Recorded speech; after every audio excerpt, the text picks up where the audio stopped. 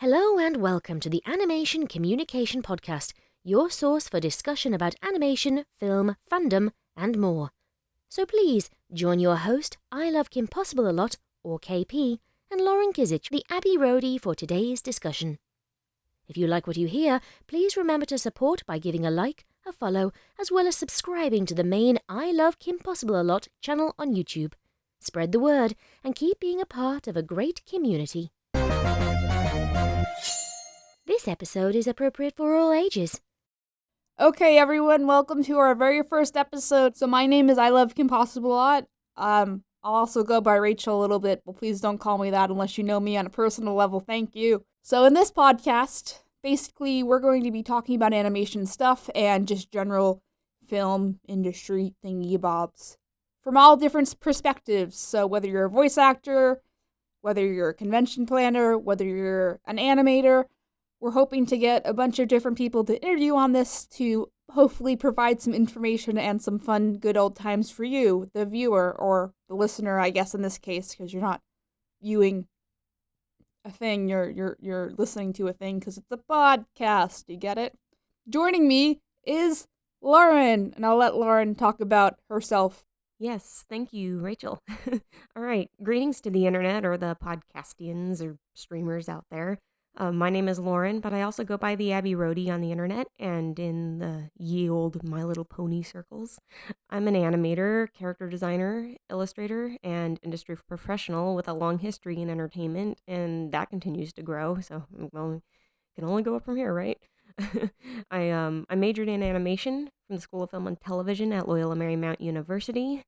And even before that, I was involved in commercials, some TV shows, and I even had voiceover auditions at one point.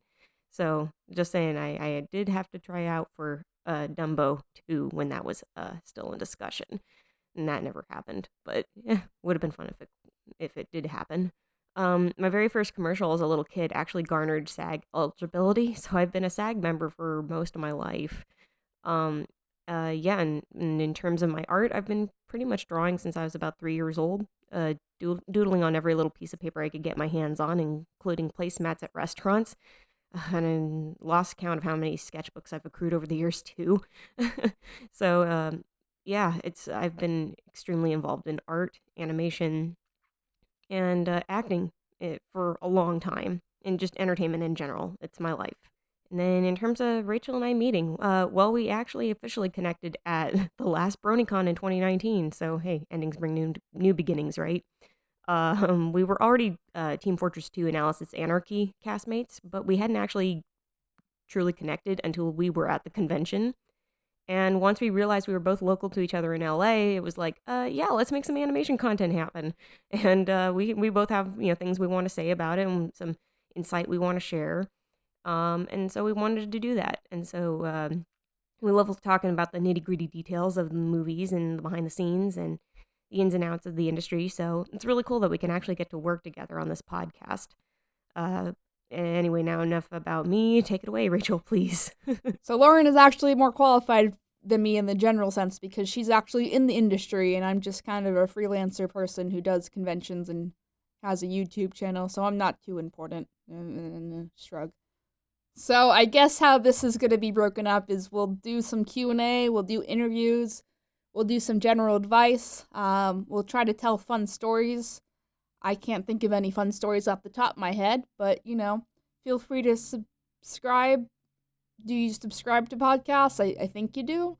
So you can subscribe to the podcast, and yeah, we're going to talk about some stuff. So I'm first going to talk about some just general things that I notice for people that are trying to break into the industry via animation or some sort of animated form or artist form or something like that. And then, based on my own experiences, I have some tips as well as resources that are free and or cheap that are great for artists and animators. And then we can both talk about why animation is important to us and why it's important to society, because people are like, cartoons are stupid and it doesn't matter. So, some of the episodes are going to not be friendly for families. So generally, this is a podcast that is family friendly, so hopefully you're listening to it with your kids if that's your thing. And your artistic kids and being like, I don't know how to art, I don't know how to do anything, so I'm just gonna have my kids listen to this podcast but with these girls from the internet, and hopefully they won't get corrupted by society. The important things. If we're not family friendly, then it will be put in the front of the podcast thingy bob that we might say bad words for the most part and talk about some stuff. But for the most part, generally episodes will be family friendly, hopefully, quote unquote. But yeah, it will just depend on each specific episode. So my advice when people are asking me at conventions or on the YouTubes, they're like, how do I animate and how do I do this thing, is a couple of different things I always tell them is practice your life drawing skills is number one. You can check your local area to see if they have some life drawing classes or some local colleges have life drawing classes. If you can't afford things because money is an option, because money is a thing that is a factor, then there's plenty of free playlists on YouTube where you can practice life drawing, but I really tell people that they need to practice and learn the natural proportions of humans before they start doing cartoons and get some basic principles in, like, perspective and contrapposto and proportions and all that stuff, because that's a really important thing that people notice when they're looking at resumes, is if they can touch on those basic stuff. First, some tools that you can access and utilize either as artists starting out or even as professionals are free programs like Fire Alpaca, GIMP, and I think it's Paint Tool Sci. Yeah, Fire Alpaca is a free Photoshop alternative that's great for beginners, and it's constantly being updated. So the team tries to keep it well equipped and bug free as much as possible. So that's always great. It's free, completely free download. And they do both Mac and PC. So in case you're worried about the format, the system that it runs on, don't worry, they run both. GIMP and Paint Tool Sci, on the other hand, are vector-based programs. So you can get much cleaner line art with them, and they're a good gateway to using other vector programs like Adobe Illustrator, which are extremely useful if you haven't gotten used to them yet. Taking it from my experience, I've used vector programs to clean up line art and makes them a lot easier to fill them with color later on if you have to lay in ground colors and all that stuff, base colors on characters and all that good stuff. In terms of the next step up, there's of course Procreate that's exclusive to iPad with a mobile version for iPhones, which I do actually have myself. I got that before I even had an iPad. The benefits of Procreate for iPad, however, are that it's extremely versatile and clean. You only have to pay for it once, just $10. You never have to drop a penny on it ever again, unless you're maybe paying for like brush packs from other artists. Um, you can utilize Photoshop brushes on it, at least as what I heard from recent updates. So you can make Photoshop level art without having to pay the monthly price tag of Adobe Creative Cloud. You can even animate on it now. It's freaking nuts. There is, however, the like a layer limit because it does work in layers, and so each frame of animation is a new layer. So it takes a little practice with it, and I can only see them going up from this point with what they're doing with the program, and it's incredible. All for just $10. Just to have a little practice, as with anything, but it's extremely wonderful for animation and for art once you're used to maneuvering the app and its functions. I've also heard amazing things about Clip Studio Paint and Manga Studio and those kinds of programs. They're also one-time payment alternatives to Photoshop, and they have amazing tools available to you and are thus cheaper than paying for Photoshop every month or in an annual bundle plan. Yeah, I'm even open to getting Clip Studio Paint at one point, or possibly if going down the line of furthering on illustration. I know it'd be easier. If you're going to do art, though, I'd recommend either getting a tablet of some kind or getting an iPad or a Cintiq or something like that. Obviously, start small and just make sure you're serious about wanting to do art. And digital art is the way to go. Most people don't do traditional art anymore unless they're practicing with life drawing or they're at a convention and they're doing commissions. So the sooner you get used to digital art, the better. I'm still kind of getting used to digital art because I'm mostly a traditional artist and it has crippled me. So, iPad is friend. There's plenty of model sheets around, so A term that I will use is being on model, which basically means all the artists in the studio can draw the same character the same exact way, and you can't tell who did it. So if you look at some Disney movies or you watch some Disney movies, they're good about that. So sometimes people will adopt their own styles, but they'll be afraid to really branch out and push themselves artistically. And that's great if you just want to do commissions and you're just doing art as a hobby, and that's fine. But if you're wanting to, again, break into a more professional aspect of it, then you need to challenge yourself and try different styles and, try different angles and kind of get out of your comfort zone just a little bit. But secondly, I have some advice to add on to what Rachel said earlier, and it goes out to all the artists that are both veteran and new. Know your worth when it comes to business. When it comes to projects, commissions, anything like that, you have to set price thresholds for your skills. Gauge them appropriately based on your skill level and how much time it takes you to finish your work. This is something that will come through trial and error as I've had to learn my own boundaries and recognize that I don't have to undersell myself or my work, given that I've worked my entire life honing my skills to get to where I am now. And even then, I continue to learn and grow. So don't let customers try to steer too heavily in that area. You can be open to negotiation, and that's if you're on like a really good relationship with them, but do not undersell yourself. I know it's hard not to not want to do nice things for customers that may even be your friends, but the truth is, unless it's a gift that you want to give for free or anything like that, you still need to charge something because, I mean, it is a business. In the end, it's like your passion can also be your business, and you want to be able to make that worth your while here. Don't let anybody try to get free art from you. Trust me, I still get messages. Do you do requests? Do you do requests? I'm open to art trades if it's with particular artists that I'm like, okay, yeah, cool. It seems like we can just evenly do this. We're already pretty good buddies and we can do that. That's fine. But yeah, make sure you protect yourself and your work. And that actually segues into another tip. Protect your art. I don't think I can emphasize this point enough. And even then, no doubt, if you are listening to this podcast, then you have either heard about art theft stories, witnessed it, or have even been subjected to it. The internet's a wonderful place, but it's also becoming incredibly public. And any and all work that you may post can unfortunately be seen as target for art theft. The best thing you can do is protect your work however you can. Watermark it thoroughly before posting. Consider looking into copyright and trademarks and all that. I know it's a lot of legal stuff, but not fun, but you got to know it. Related subjects like Creative Commons, licensing, intellectual property, just get yourself familiar with that kind of legal jargon because it's in the end meant to protect you. Anything that you can do to ensure that your original content is protected, just do it. For other resources and tips, if you're going to go into character animation, study actors, take acting classes, make note of acting nuances through observation of theater and cinema, however you see it.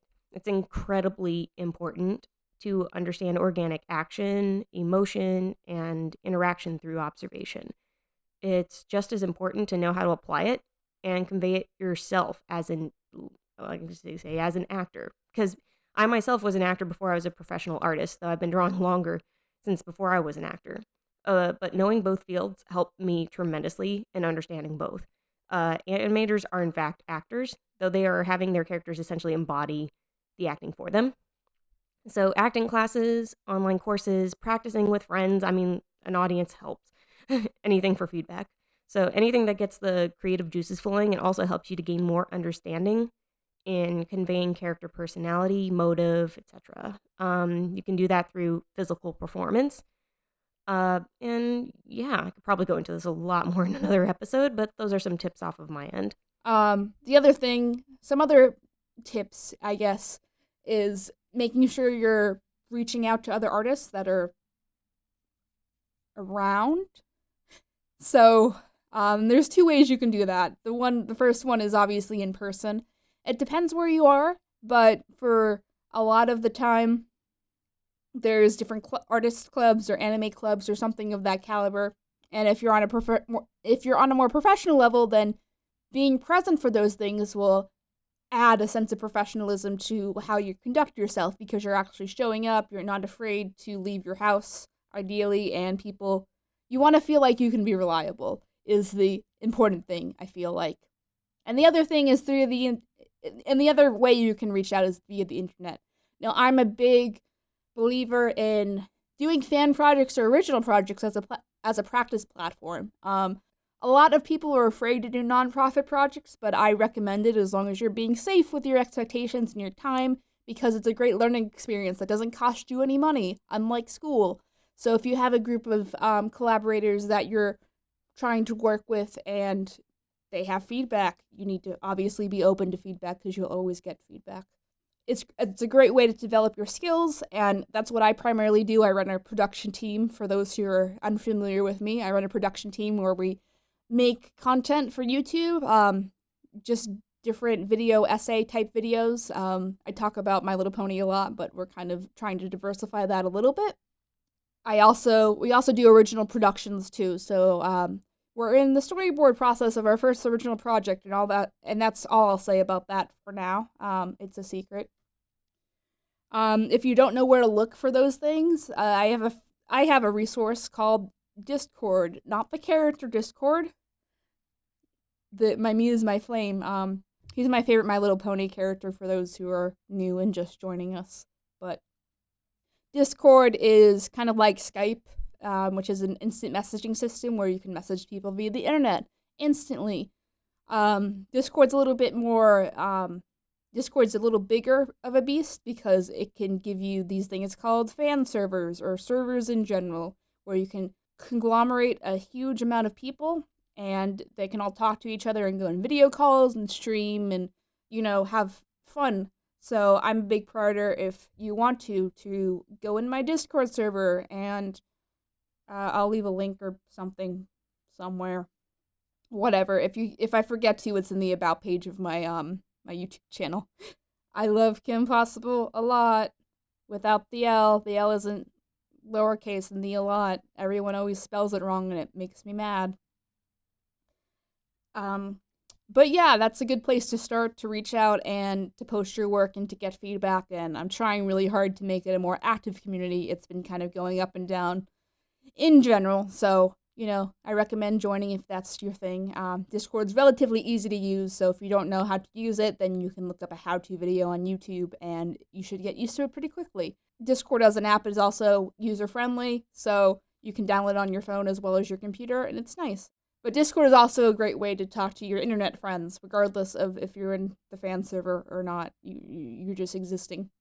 So you probably need to get it anyway, because it doesn't work up as much CPU as Skype, and the call quality is stronger, and it's great, and it's free, and it's just for you. Other general pieces of advice is going to conventions. So a lot of people are like, but money is a thing. And I'm like, yeah, I know money is a thing, but conventions are a great way to meet people because they attract the nerd culture, obviously, because it's conventions and nerding and stuff like that. I personally do a lot of conventions because I'm a freelance artist now. Yay! So I usually announce stuff around on social media if you care about that. But conventions are a great way to meet some local artists, get some feedback, build communities, and it's all about community and growing and being open to feedback and becoming a better artist. So, and as far as working for free, again, I just did a video about this if you care, but TLDR is basically making sure that if you're going to do a project for free, if you're going to do a project with your friends, make sure you have clear deadlines, and everyone's expectations are in line. Not project management.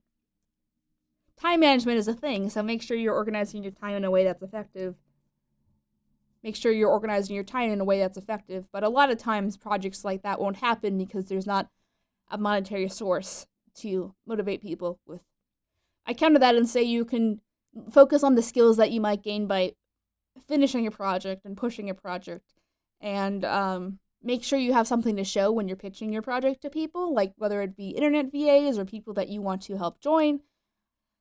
Because the more you can get done with your project and take it seriously, the more other people will hopefully do as well. And then obviously start small if you're doing a project for the first time. So do a comic dub or do something that requires a lot of minimal editing, minimal production time, all the good fun things. So In terms of my experience, having attended a university and having been accepted into an ambitious and exclusive animation program, seriously, I was one of 15 students admitted in the animation major at the time, and at least the program's grown still since I was there. But yeah, still very ambitious program. It's not an easy track to take, and truthfully, it's not the path for everyone. But I give major props to anybody and everyone who forges their own path into pursuing animation, whether it be going into an art institute, a university where they offer the major, the courses, or even being self taught. It really does depend on which path you want to take, as I believe in the benefits for all of those paths.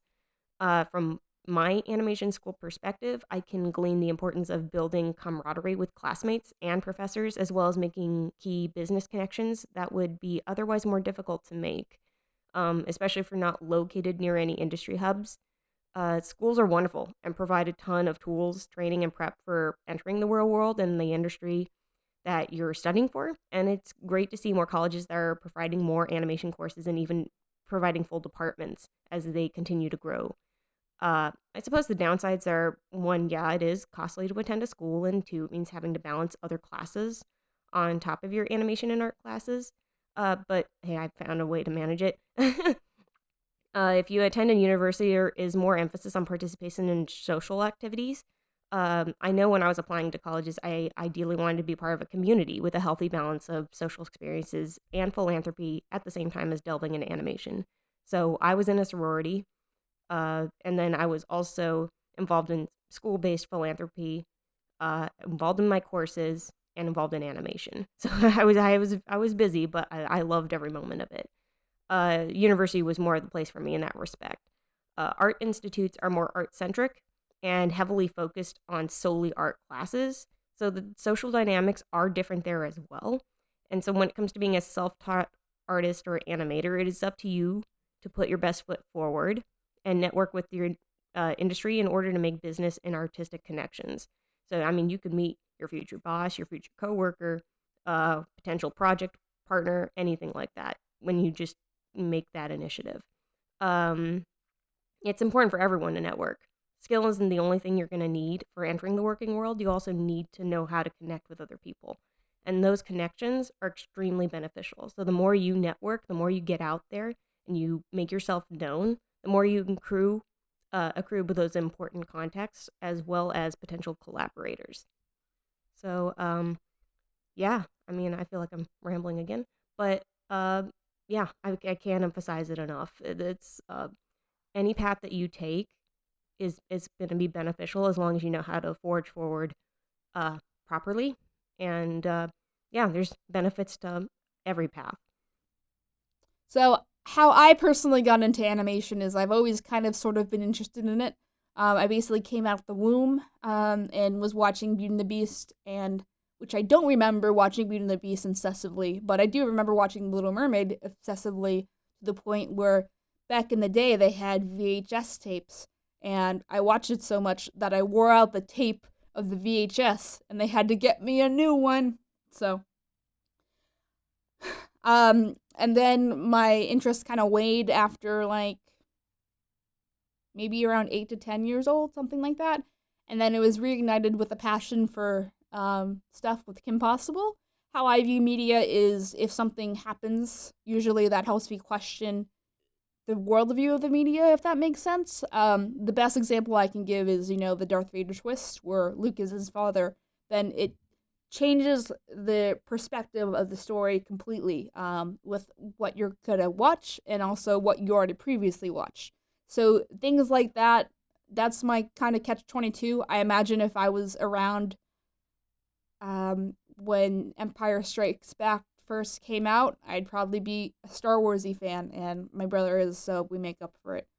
The dog's name is Chewbacca. One of the dogs that my parents has is Chewbacca. He's a cute dog, but he's scared. He's afraid of everything.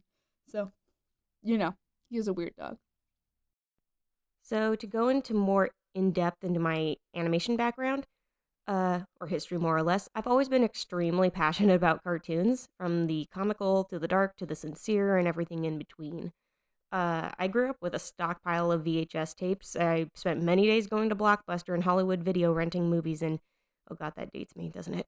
Yeah, before the days of Netflix and all those streaming services, back when you had to rewind the tapes before returning them, and yeah, otherwise you're gonna get paid. You have to pay a fine and all that stuff. It was yeah. I mean, sounds tedious, but trust me, it was an event to go to Blockbuster.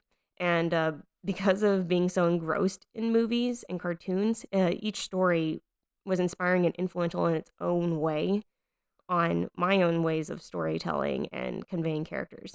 It molded my storytelling abilities, and then that translated into my drawings and the stories I wanted to tell. I was always enamored by character design and character animation and how it all meshed together with solid storytelling. And so from that young age, that's when I really knew what I wanted to do with my life, however it was going to happen.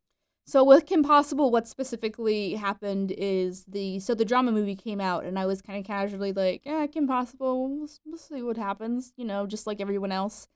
And realizing I guess Kim and Ron liked each other on a romantic level. It changed kind of the perspective of the whole show for me because not on a major level, but the subtext was definitely different. Especially from Ron's point of view. So then I got really into the show and I learned everything that there is to learn about Kim Possible for the most part. And now I still retain this knowledge that comes in handy every once in a while. But so that's my origin story. The same thing with Discord for My Little Pony when he got reformed or when he turned good. Essentially, again, it changed the narrative structure a little bit of especially what was to come forward, because I always thought of like what happens if the Joker decided to turn good, and what does that say about morality, and what does that say about the Joker as a character. And that's the analogy I use because Discord, before he was a good guy, was like the baddest bad guy in all of the brony dumbness, and people were very upset.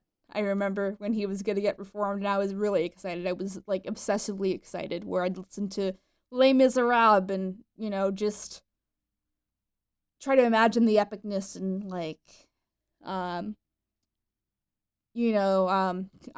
comparing Discord with Jean Valjean from Les Miserables, if you can't catch that, but you know. But now, yeah. So anyway, and seeing the sensitive side of his character and realizing that friendship was important to him, it kind of showed how vulnerable he was as a character. That he's kind of alone, and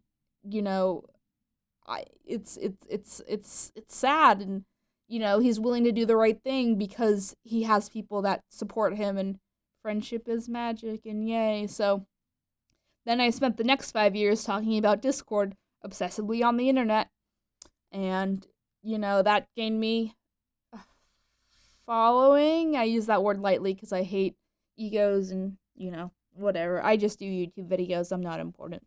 But anyway, so I gained a following that way, and but my real love has always been animation, and My Little Pony is animated, and Kim Possible is animated, and all the Disney Renaissance movies are animated. So I'm basically using my YouTube work as a way to try to get people excited about animation, to give creators specifically a chance to talk about their reviews and how they're feeling. And I think the direct interaction between the viewer and the creator is really important, especially in this day and age. I feel like hearing from a positive audience can be really inspiring, and it's always inspired me when I go to conventions and people really resonate with my work, because I've been through, I guess I can say hell, right? I've been through hell for some of my work, and thanks trauma, and to feel that people still care with it and still resonate with it positively kind of keeps me going, and it keeps my love of animation going, and I love it, and you should love it too. But I think too that animation and media in general has a great power of healing and to give people purpose. And I always use the example of the Bible, regardless if you think it's true or not. We're not going to even touch that. But the Bible, at the end of the day, is a story, and people find, I'm going to get really existential, but people find point in their existence by hearing stories of the Bible and relating to the characters. And the same thing with media, I think, in general. So Kylo Ren is bae, but So I think continuing to tell stories is great for the human condition in general because it helps resonate. It resonates with everyone for the most part. Everyone has a favorite movie or story, and it just helps people cope through hardships that they're going through. It helps people learn via the characters, assuming that they're learning and not actually just watching media passively. And it can help and it can help influence like other aspects of art and just human progression on a techno- technolo- technological level. On a technological level, there I said it. Because yeah, it inspires other people to be scientists and engineers and promote for the future. And hopefully, we don't screw it up somehow by blowing ourselves up for the most part. But I feel like art is a fundamental part of society. I feel like animation is probably the most important expression of art only because it combines a lot of the different aspects of art. It's not just one person, it's not just a play where you can view it once and then it's gone. Um, and I feel like through caricature we can kind of exaggerate things in our lives, and I feel like animated characters animated characters are designed specifically so we can emote with them better. And that's how people connect with characters without even viewing specific things, is if they can tell that characters have certain traits by just how they look. And I feel like sometimes that is lost a little bit in live action and some of the more serious dramas and stuff like that. So, yay, animation is fun. So, everyone's always really pushing art school, whether it be SCAD or RISD or CalArts, the magnus opus of CalArts. For those who don't know, CalArts is basically this big fancy art school that is expensive, and Disney founded it, and it's like the go-to art school. It's the best in the world. Um, People sometimes don't graduate from CalArts, but you should graduate from CalArts. But the advice I always give people when they're asking about art and should I get a degree, should I go to art school, is the biggest thing that you'll get from art school is doing art consistently and having a community around you. So if you can find ways to do that without going to art school, it's not a need be. I wish I went to art school because I could have practiced my art on a more consistent level than just some other aspect and doing it on the side. I have a film bachelor's degree. I don't know if anyone cares about that, but there you go. It's out there in the public. It's in the open.